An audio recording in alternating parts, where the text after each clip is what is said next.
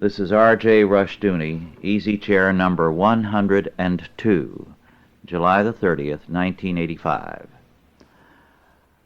Since my student days a good many years ago, I've been interested off and on in the Irish Church.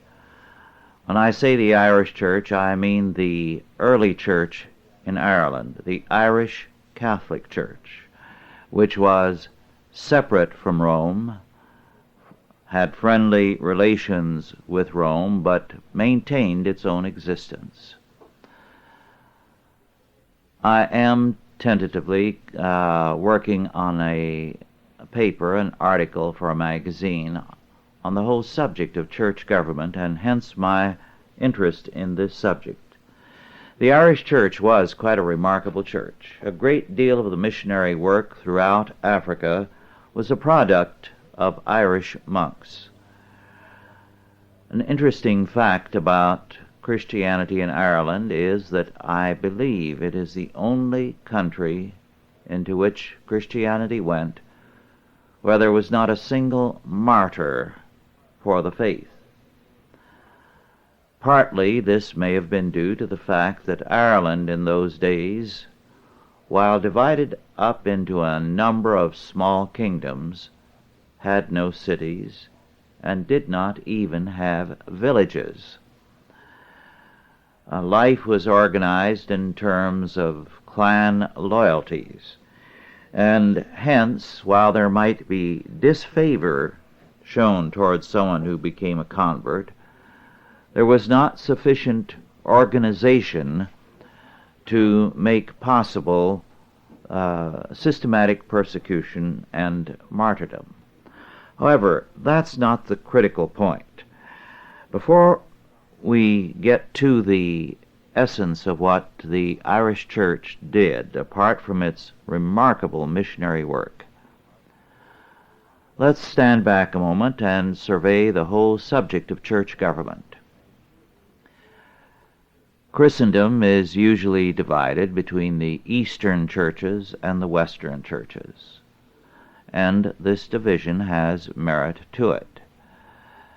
The Eastern churches were predominantly Caesaro-Papist, that is, they were governed in the final analysis by the state. This was not necessarily a matter of their choosing to do so, and in fact, in Russia, there was rebellion against this, in particular the Old Believers. But the churches in the East were never able to gain an independence, and thus were Caesaro-Papist, governed by the state, most notably Byzantium, although after that the various civil governments that developed continued the pattern.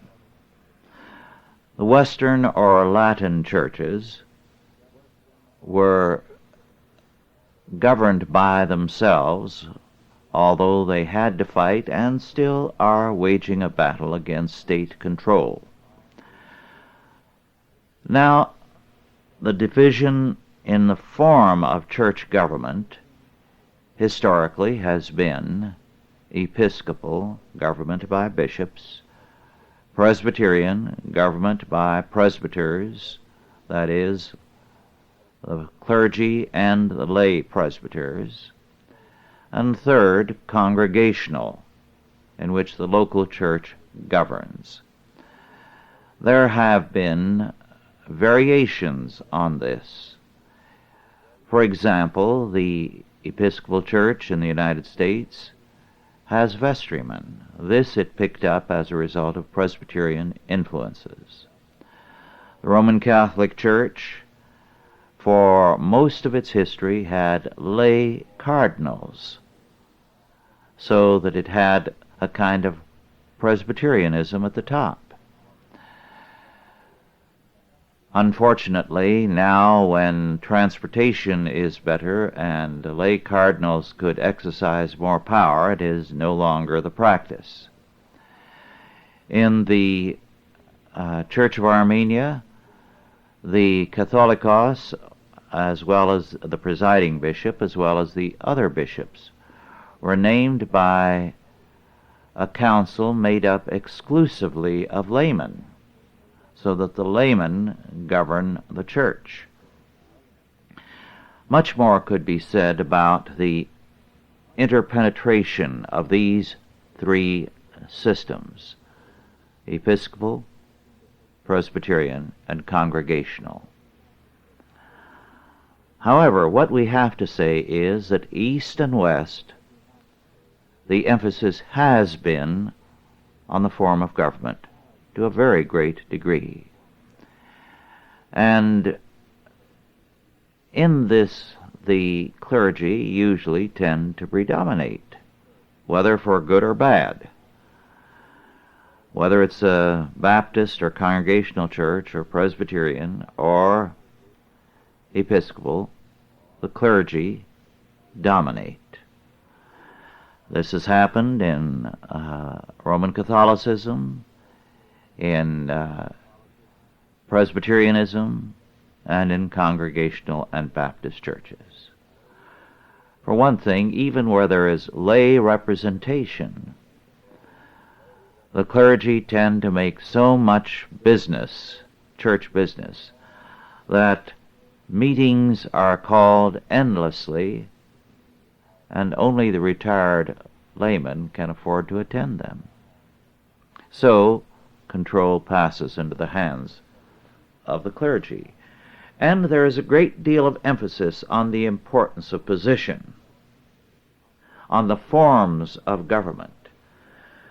We see that in the Bible too. For example, has it ever struck you as interesting that a deputation sent from Jerusalem by the high priest and his associates came to call on John the Baptist?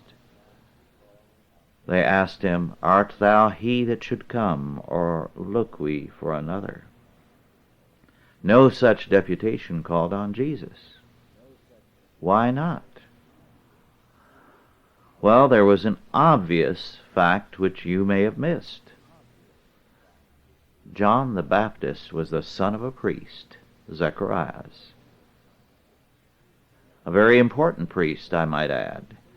John, therefore, had status, and it was easy for them to ask him, "Is it possible that you are the Christ, or Elijah, or the great prophet predicted by Moses?"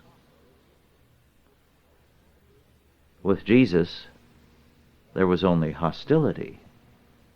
Not that they were friendly to John, but they were ready to ask the question. They were ready to consider the possibility. Now, I submit that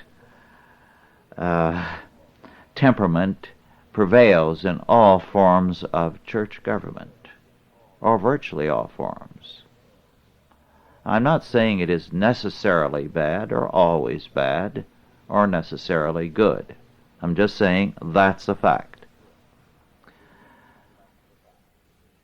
Only twice, to any considerable extent, has there been a break with this pattern. One was the Irish Church. Now, I said it was an Irish Catholic church. It was very respectful of the Pope, but by and large paid no attention to him. As a matter of fact, in later centuries, Rome had an archbishop in Dublin, to which most Irish paid no attention, and the Irish Church had its own archbishop in answer to Rome at Armagh. However, although the Irish Church had bishops, they paid very little attention to them. The Irish bishops had very little to do except ordination and one or two other little things of that sort. So that apart from their part in ceremonies, they did next to nothing. The person who had the authority in the Irish Church was the abbot. However, even here, his authority was not of a necessary or automatic sort. His authority depended, in a sense, upon his spiritual or charismatic power.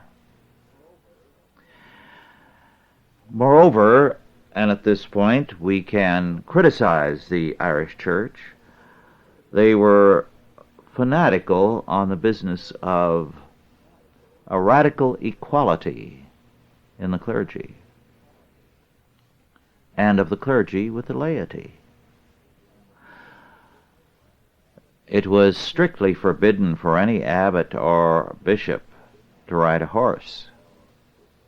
That was for lords, and no churchman should put on airs. In fact, even a donkey was a little much. He should take his staff and walk.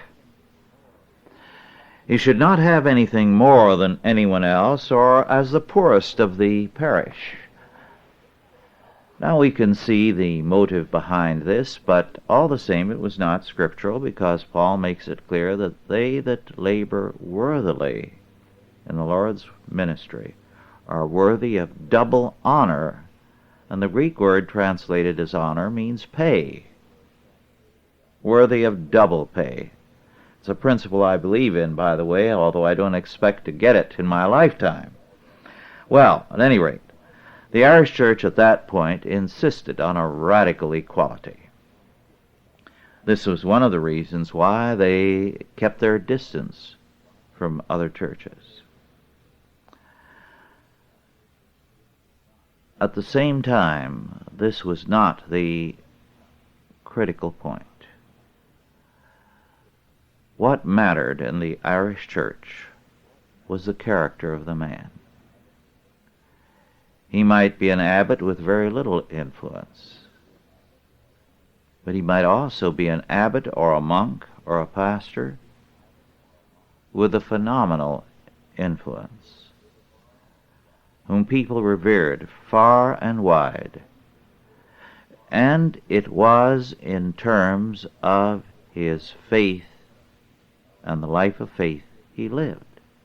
This is why we have to say the Irish Church, in a sense, was charismatic. Only in the current charismatic movement, outside the traditional ranks, such as represented by Pat Robertson, where there's a more centralized organization, in many of the charismatic churches, the covenant churches and the like, we see something of the Irish pattern. It is the emphasis on action, the readiness to pick up and move to accomplish a work,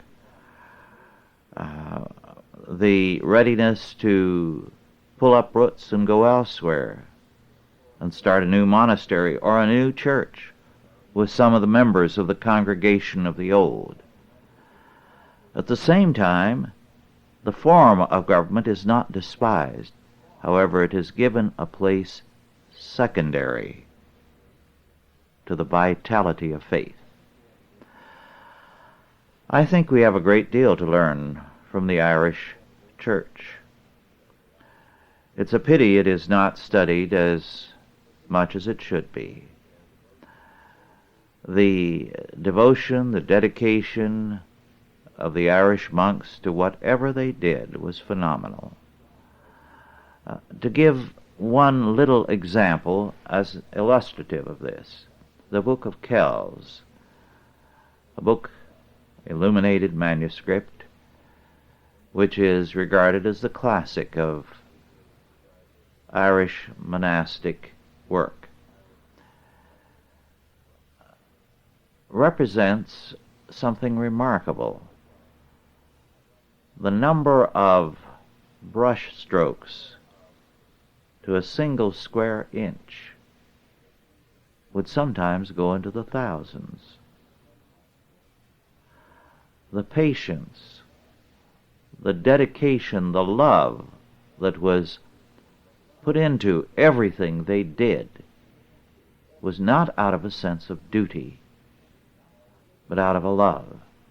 The more difficult something was, the more the Irish monks loved it. This marked the difference between Irish monasticism and continental monasticism. On the continent, the monks there had to have very strict rules that governed every bit of their behavior. These strict rules would last one generation, and then they would be a dead letter. Again and again, continental monasticism had to be reformed and would slide back into the same pattern. And one of the problems in continental monasticism was that very strict rules were established, rules which stifled the spirit rather than furthering it. And at the same time, because the papacy controlled these monastic orders, fearful of disorders, and sometimes very rightfully so, it led to a stifling of the spirit, so that great as the work of the continental monastic orders was, it usually lasted a generation and then would settle back into a pattern of complacency, and instead of the works being done by the monks, they were hiring peasants to do it. By the time of the French Revolution, the monks in France, for example, dressed like gentlemen and lords. They did next to nothing except occasionally attending services that was required of monks. They were gentlemen. And if you met them at Versailles or elsewhere, you would scarcely know they were monks and nuns. It only had become a facade. Well, so much for the Irish Church. I do believe it merits a great deal of study. I do believe that most churches have become over-organized, and as a result, they have failed. They have not realized their full potential. This leads me to consider a book which, without intending to deal with the subject that I've just discussed, is very, very relevant to it. It is by Paul Johnson, who wrote Modern Times. It is his A History of Christianity. A rather sizable work, but a brilliant one. First of all, there are many things on which Johnson can be criticized.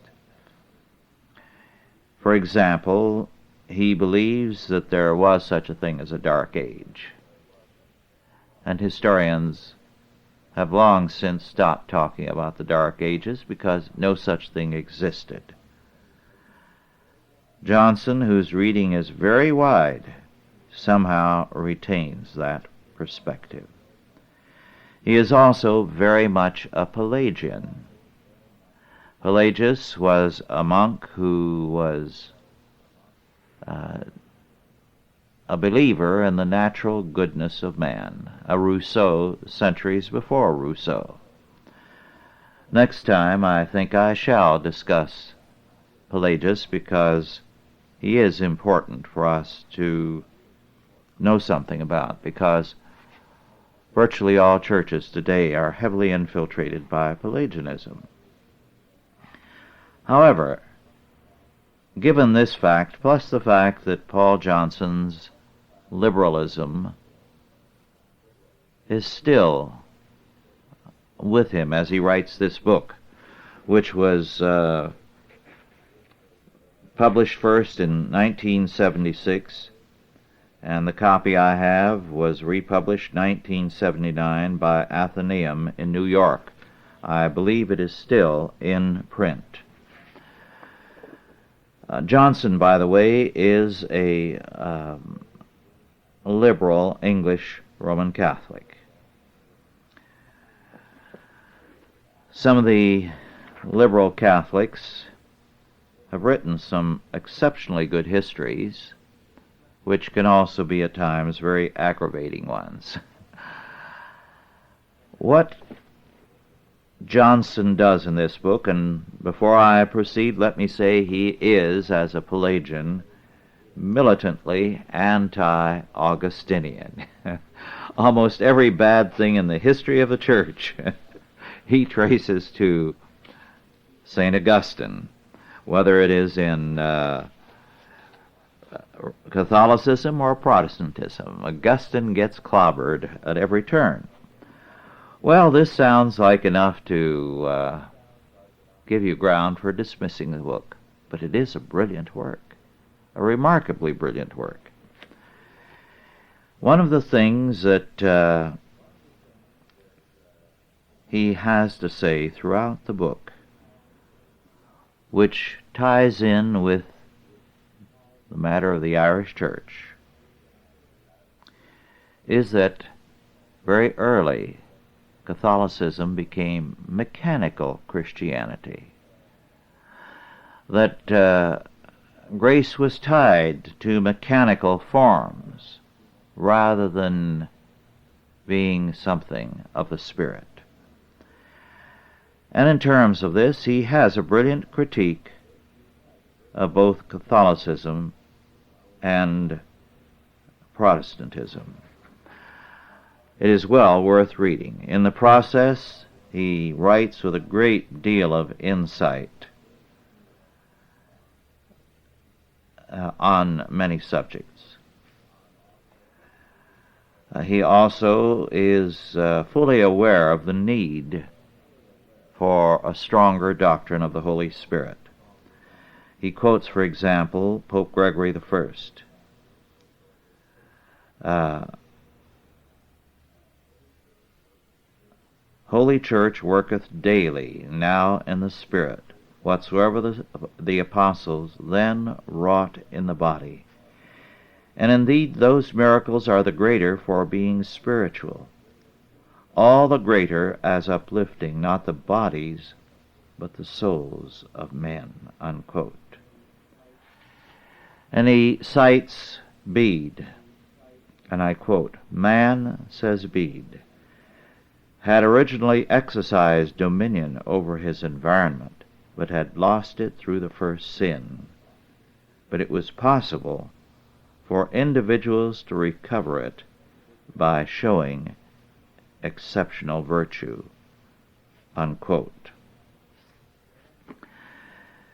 Then he has some very important things to say on emperor worship and papal worship in imitation of it, on the king as an ecclesiastic, and on Thomas à Becket, of whom he is highly critical,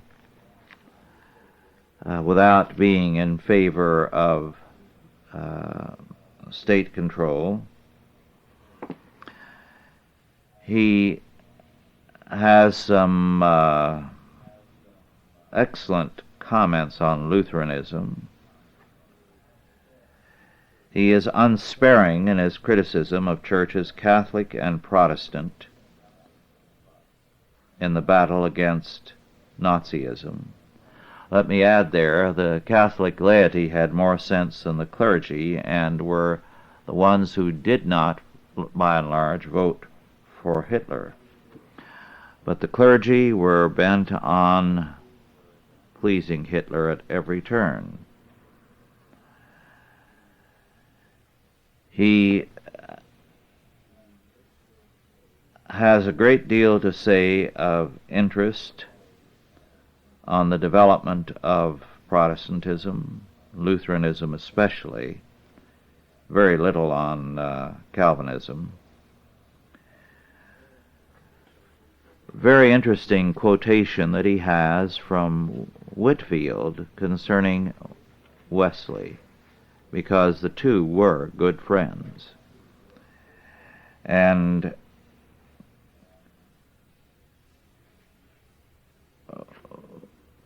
Whitefield accused Wesley of the heresy of universalism and told him, quote, "Your God is my devil," unquote.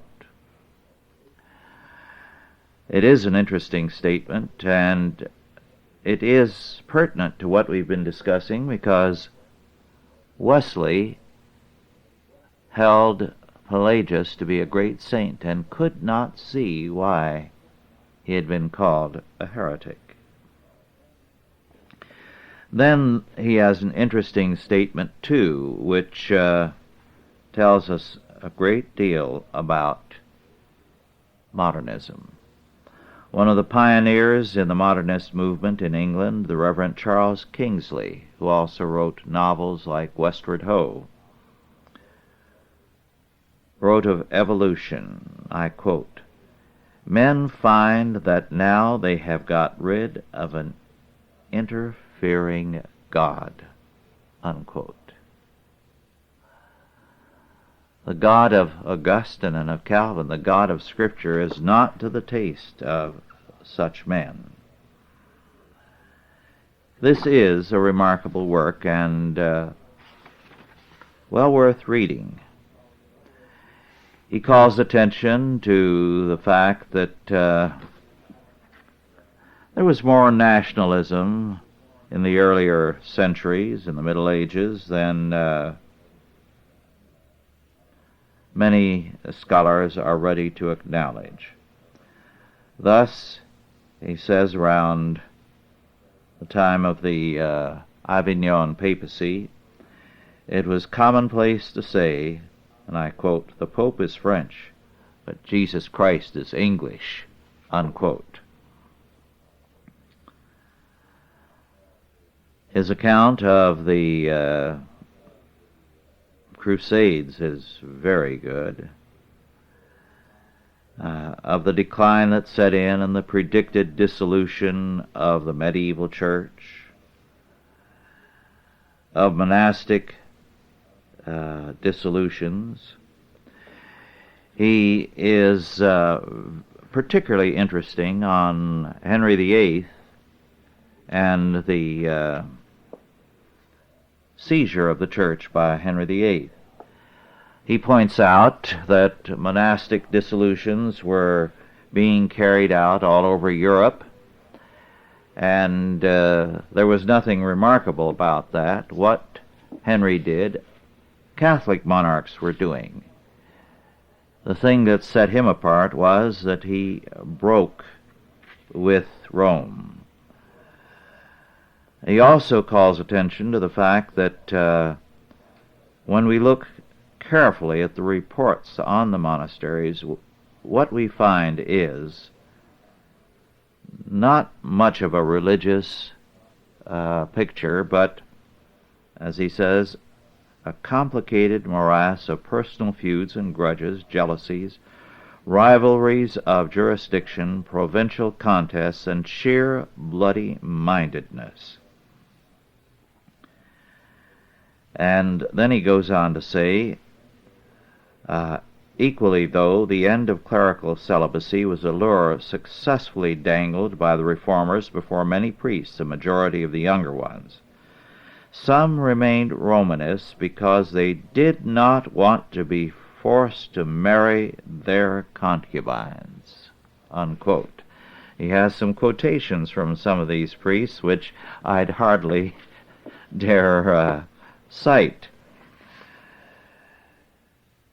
He generally gives us a brilliant account of the Enlightenment and its influence. On secret societies as a third force, and he's not entirely unfavorable to them. On the control of the church by the state, on pietism and how it led to a degree to Illuminism, and so on.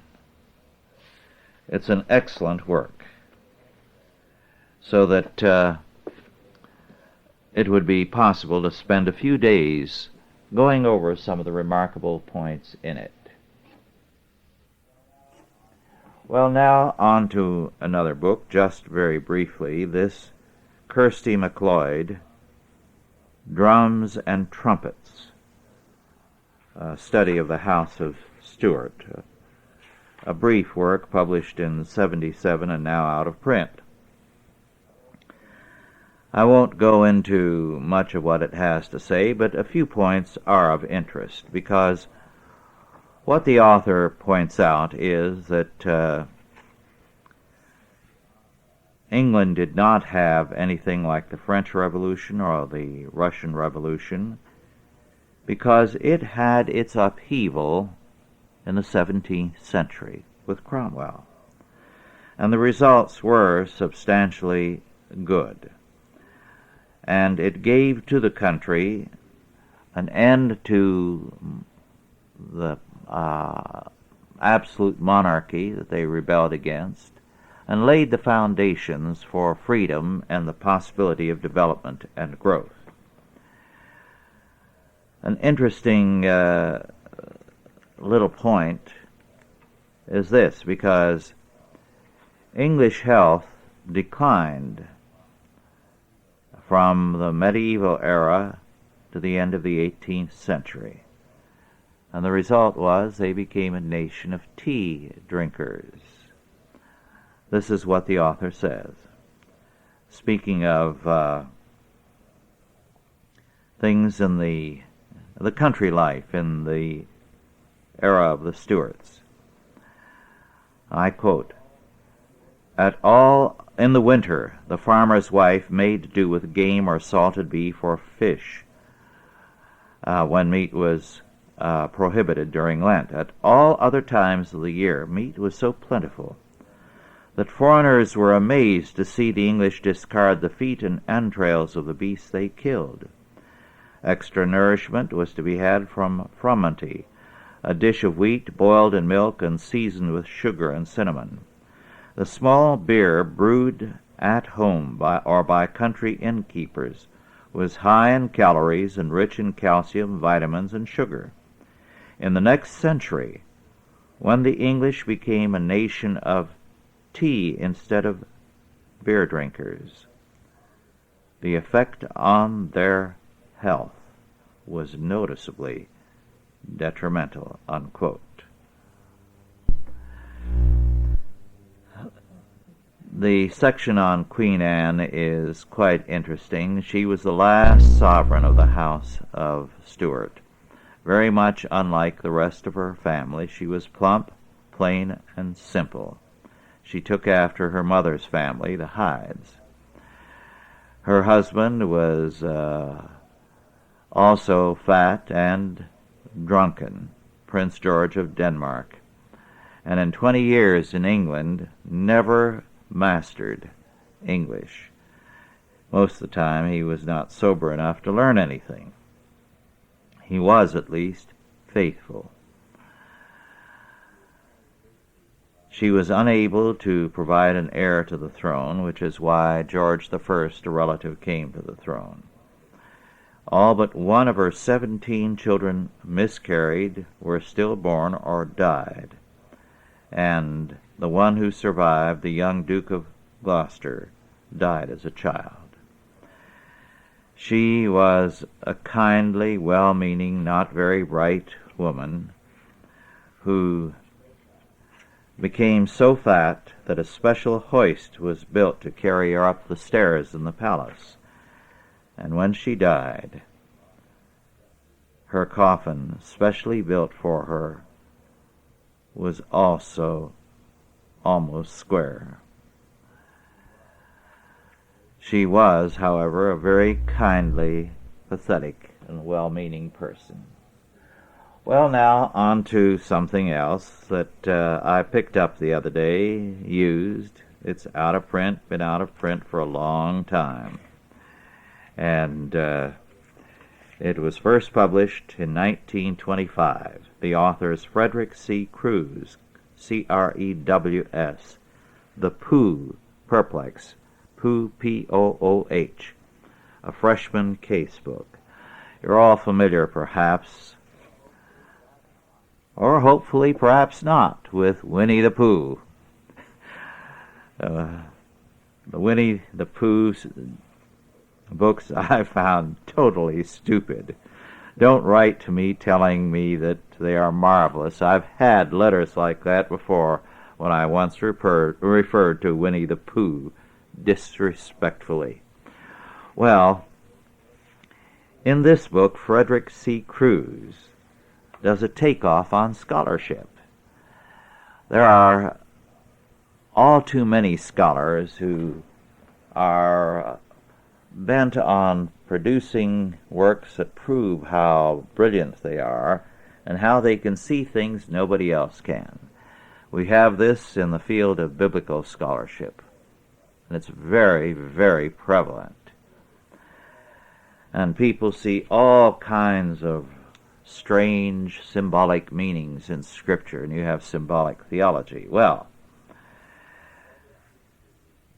Frederick C. Crews in the Pooh Perplex writes a spoof in which a series of supposed scholars, and he writes every section, argue about the underlying meaning of Winnie the Pooh, the secret hidden meaning, a la Freud.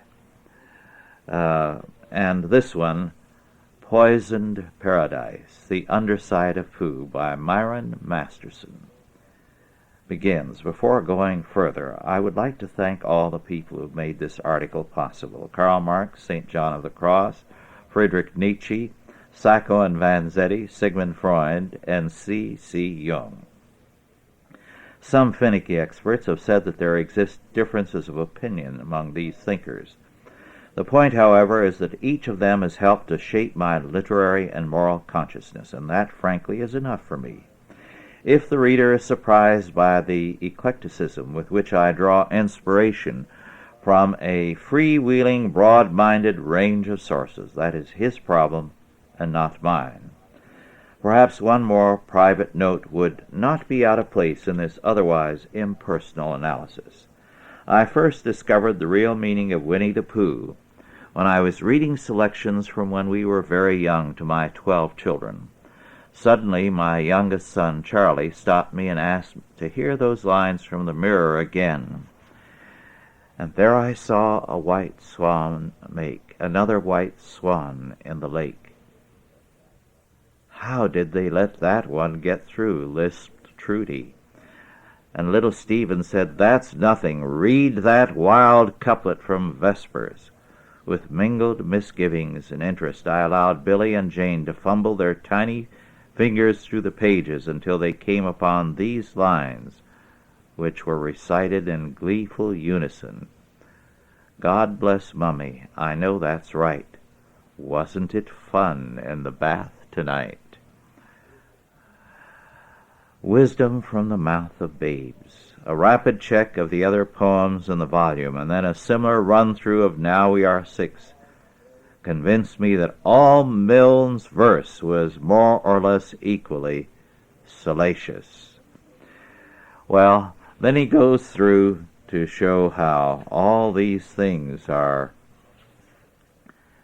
sexual symbols, and that Winnie the Pooh is really a very dirty book, and we had better face up to the question, should we or should we not forbid such literature to children? Well, then the next essay by C.J.L. Culpeper, O Felix Culpa, The Sacramental Meaning of Winnie the Pooh. So here you have the sacramental meaning of Winnie the Pooh, how it is really a very profound work of Christian humanism. And So he goes on to say later, after establishing this point, by interpreting the symbols, the words, developing their symbolic meaning, an exercise in symbolic theology. This simple example will suffice to orient us to the iconographical technique which is everywhere at work in the pages of Poe. Let us proceed to a far weightier matter, one that must be approached in a spirit of combined reverence and determination. Who is the Savior in this book? And so on and so forth, to determine what Poe and Christopher Robin and all the others represent. Well, of course, then you have Simon Lazarus with an essay, another book to cross off your list, which gives us a very different reading. Quoting again, "The trouble with Winnie the Pooh is that it constitutes a vast betrayal of life. This is simply put, and if I were merely addressing the loyal old thumbscrew group, I would end my critique here. Unfortunately, there are enemies as well as friends among my readers, and they need to be reminded what the absolute canon of taste consists of. Literature must reflect, conform to, and serve the interests of life. That is the point in a nutshell. That is to say, it must be about life, it must be lifelike, and it must help to smash the establishment.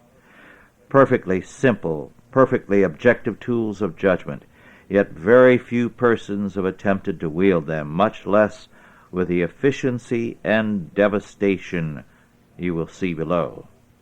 A vast betrayal of life, then. It is only proper to say that everything Milne wrote, from his syrupy panegyric on the changing of guard at Buckingham Palace onwards, is a vast betrayal of life. For minds with mature interests, however, and by mature interests I assure you I don't mean those of Clive Bell, Norman Douglas, and Lord Wendell Dovetail, there must be a special repugnancy in Winnie the Pooh and the house at Pooh Corner, and so on and so forth, developing a Marxist critique of Winnie the Pooh. Winnie the Pooh is for him establishment literature in order to work against life with the children. Then Dr. Carl Auenschang, M.D., has an essay, A. Milne's Honey Balloon Pit Gun Tail Bathtub Complex, which is Freudian to the nth degree. Just a sampling of it. Having himself hallucinated into the personages of castrating images, young Milne worries about the over-efficiency of his organ in its intimidation of the father. He wants the father, him to watch bathing, ostensibly for the purpose to reassure him that he, A. Milne, is childlike. And then he goes on with the development of the point that the castration complex, a malicious scoptophilia, and so on. The book manifests the pregenital organization of the libido and specifically the anal sadistic phase, and so on. Recalling the slang meaning of poo, we see the suckling A. Milne a further problem had, as yet unresolved, of confusing anal theories of childhood with his memory of the Primocene. Well, it's a clever takeoff and a delight to read, because this is the kind of scholarship you have with literature and with the Bible. It is symbolic theology applied to Winnie the Pooh. Now on to another point in a book by J. Robert Nash, The Innovators. Just one little item, because it indicates something which in some circles was thought was very witty and funny. About Dorothy Parker and Robert Benchley. Mrs. Parker and Benchley, let's see, here. Benchley once set fire to Teddy Roosevelt Jr. on Fifth Avenue when the ex-president's son complained of the chill in the air. That was the insane kind of thing that marked some of these characters back in the 20s. Now to another old book that I just read now, Whittaker Chambers' Cold Friday. This paragraph from a letter. The businessman despises the mind because it constantly threatens to complicate or subvert a few functions of the intelligence which are all he has use for. But he also fears the mind, for the mind is the host of the spirit. His functionalism is anti-spirit. He would like to liquidate it in the interest of efficiency, but it always eludes him, so he does the next best thing. He derides it. Now the spirit is taking vengeance. Oswald Spengler says that if businessmen did read books, they would not be doers. I think he has a case. The businessman's own instincts are right. The mistake is to ask them to be what they cannot be, and so on and so forth. I think that is garbage. And Whittaker Chambers was capable of a great deal of garbage. I say it is garbage because businessmen have always been intellectual leaders in their own spheres, and in most of history have been capable of a great deal of intellectual acumen. They have been patrons of the arts and of literature. What we have today is a product of the destruction of the unity of life. Today the artist feels that there is something demeaning in being practical. And as a result, he cultivates an image which is one of stupidity. Every area specializes in an absurd way. It withdraws itself from life, so that to know something practical about other spheres is somehow out of place. This is a product of the de-Christianization of our culture, because Christianity has a universality, a Catholicity to it, which unites life. It does not say that you are to divorce yourself from everything else and stay in your own corner. Well, now on to another matter, a question that was asked me by some few and also by others in my travels. And I didn't have an answer, and perhaps I have one now. I referred in an easy chair of 2-3 months ago to the inflation rate today in various countries, and to the fact that the two worst were Bolivia and then Israel. But although Bolivia's inflation rate is the greatest, economists have said inflation is at its worst in Israel.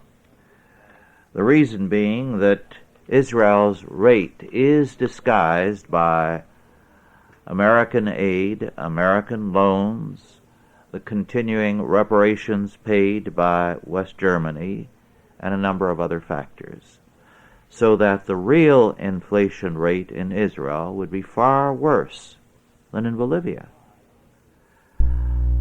Why Israel? Why are the Israelis so bad at managing their economy? Well, that question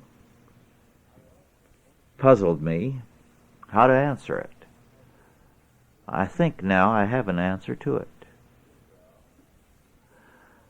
Israel, which does not have a constitution, I believe, to this day, from the beginning has been a pilot project of intellectuals. Zionism was the work of Jewish intellectuals.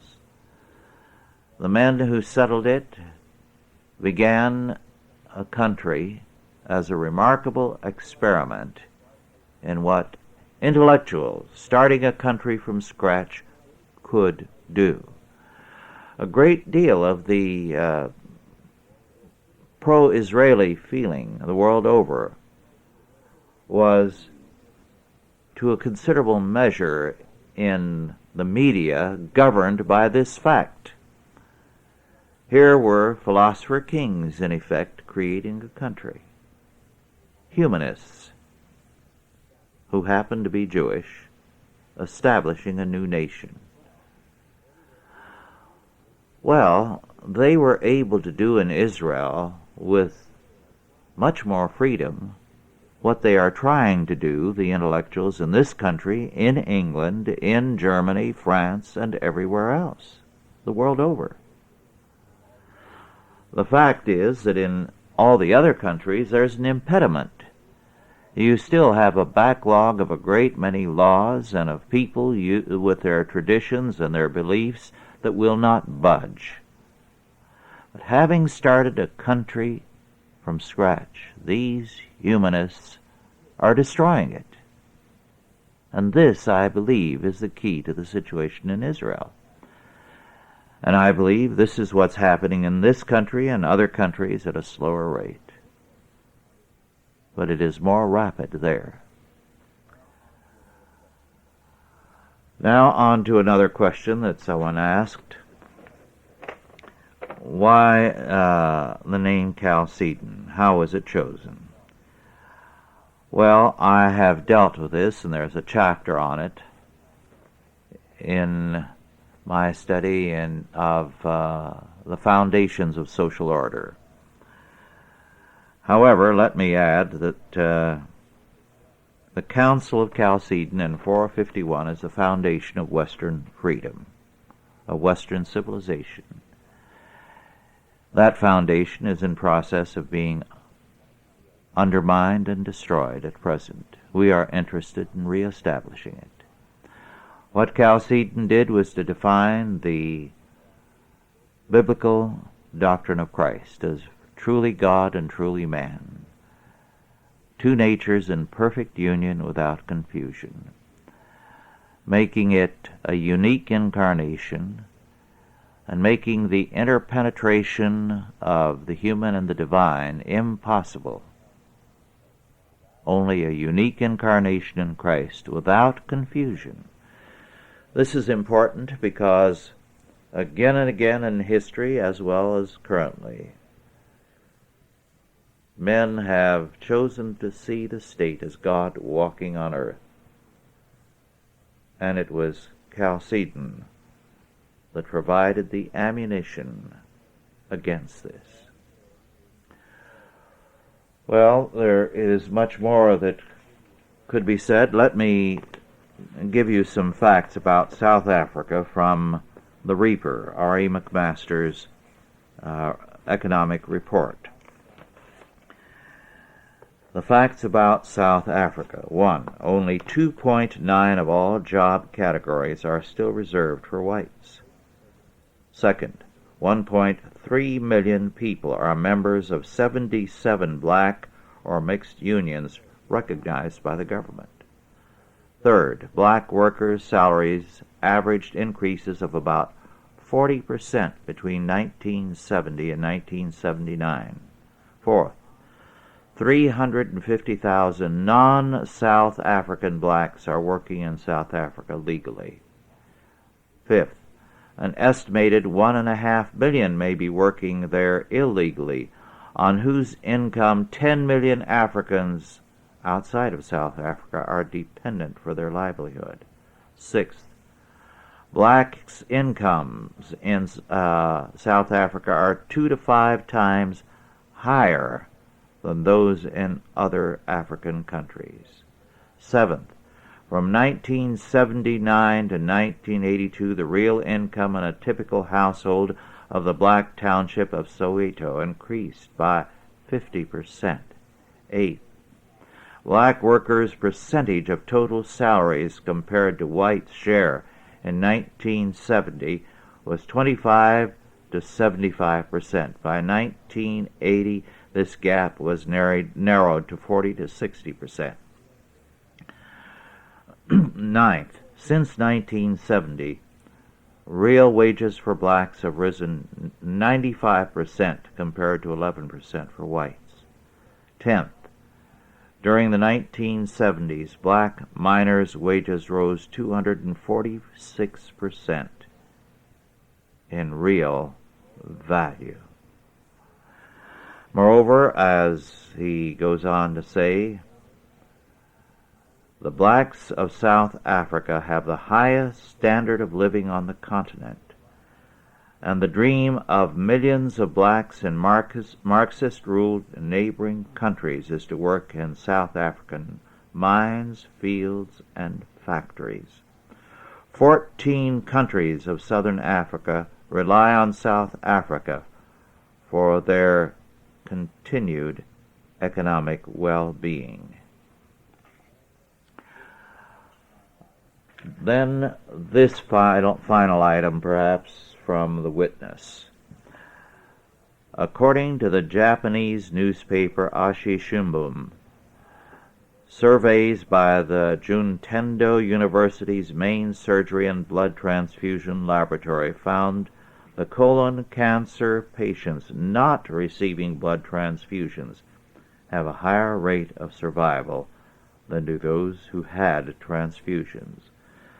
The National Fukuoka Central Hospital found similar results in their studies of uterine cancer patients.